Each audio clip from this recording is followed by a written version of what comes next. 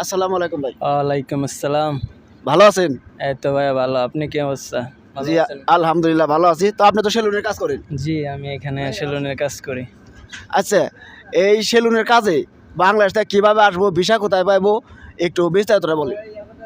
সেলুনের কাজে যদি আসে তাহলে বিদেশে দেখা গেছে আপনার নির্দিষ্ট প্রতিষ্ঠান থাকা অবশ্যই জরুরি। যদি সেলুনের কাজে আসে তাহলে আপনাকে অবশ্যই সেলুনের প্রতিষ্ঠান আপনার থাকতে হবে। ওই প্রতিষ্ঠান থেকে ভিসা বের করে বাংলাদেশে ভিসা পাঠানো হবে। ওই ভিসা দিয়ে লোক আসতে হবে। আচ্ছা, আমি একটু থামি আপনার, ধরেন আমি তো বাংলাদেশি, এখন আমি এখানে সেলুনের কাজে আসুম, তো ভিসা পাওয়ার মাধ্যমটা কি কোনো লোকের মাধ্যমে, নাকি ওই যে বিদেশে মানে বাংলাদেশে যেভাবে আসে ওই যে বিভিন্ন এজেন্সির অফিস থেকে ভিসা নিয়ে কোন মাধ্যমে আসবো? না না, সেলুনের কাজটা হচ্ছে আপনার কোনো এজেন্সির মাধ্যমে না। সেলুনের কাজে আপনার আসার আগে আপনার দোকান রেজিস্টার থাকতে হবে। ওই দোকানের রেজিস্টার থেকে আপনার ভিসা বের করতে হবে। আপনার কফিল লাজুম থাকতে হবে।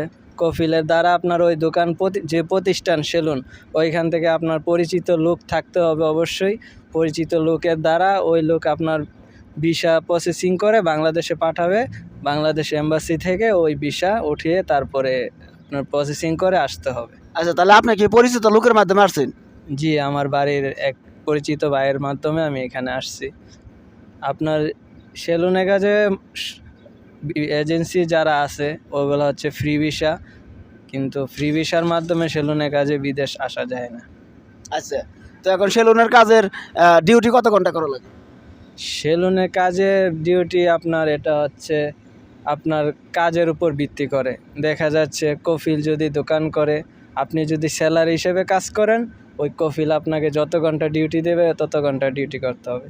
বা আপনি যদি যেটা এখানে কুর্সি হিসেবে বলে, যেটা বাংলাতে বলা হয় চেয়ার হিসেবে, আপনার কফিলকে প্রতি মাসে একটা হিসাব অনুযায়ী তার ফায়দা এবং চেয়ার ভাড়া হিসেবে তাকে একটা মাস শেষে অ্যামাউন্ট দিয়ে দেওয়া হবে এবং আপনি আপনার মতো ডিউটি করবেন। কফিল কোনো কিছু বলবে না, বাস কফিলের মাস শেষে তার ফায়দাটা তাকে বুঝিয়ে দিবেন, তাতেই যথেষ্ট। আচ্ছা, বিষয়টা কি এরকম, যেমন একটা দোকানে 3-4টা চেয়ার থাকে, মানে 3-4 জন কাজ করার সিস্টেম থাকে, তো ওর মধ্যে থেকে একজনে যদি একটা চেয়ার নেয়, ওটা কপিলের কাছ থেকে ভাড়া নিতে হবে নাকি? হ্যাঁ, এই যে দেখা গেছে আপনার দোকানে যদি 3টা চেয়ার থাকে, একটা দোকানে 3টা 4টা, তো ওই দোকানের যে খরচ সব কিছু মিলে একটা চেয়ারের প্রতি কফিল একটা ভাগ করে দেওয়া হয়, একটা অ্যামাউন্ট। ওই অ্যামাউন্ট দ্বারা তারপর যে কাজ করে তাকে বুঝিয়ে দেওয়া হয় এত টাকা তোমাকে মাসে দিতে হবে। তো আপনি যদি অত টাকা দিয়ে কাজ করতে পারেন তাহলে এভাবে আসে আর কি। আচ্ছা, তাহলে ওইভাবে করলে মানে যত কাজ করবো তত টাকা আর কি। আপনি আপনার কফিলকে যত টাকা ফায়দা তত টাকা, আপনি যে কাজ করে তার বেশি যত টাকা আপনি ইনকাম করবেন তত টাকা আপনার। আচ্ছা, আর যদি বেতন হিসাবে করে, যেমন কপিলের আন্ডারে সব কিছু আমি বেতন হিসাবে করুম, তাহলে কীরকম বেতন হইব?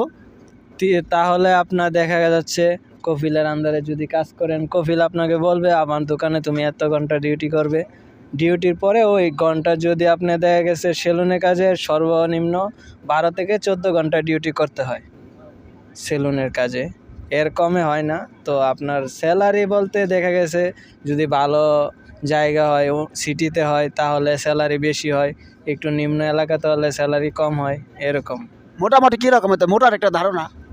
মোটামুটি আপনার দেখা যাচ্ছে যদি ভালো সেলুনে কাজ করেন, সৌদি সেলুনে, ও সম্ভব মোটামুটি 1200 থেকে 1500 স্যালারি এরকম দেয়, এর বেশি হয় না। মানে 12 থেকে 14 ঘন্টা ডিউটি করে এই 12 থেকে 1400 রিয়াল বেতন নিব নাকি? হ্যাঁ, 12 থেকে 1500 রিয়াল হবে।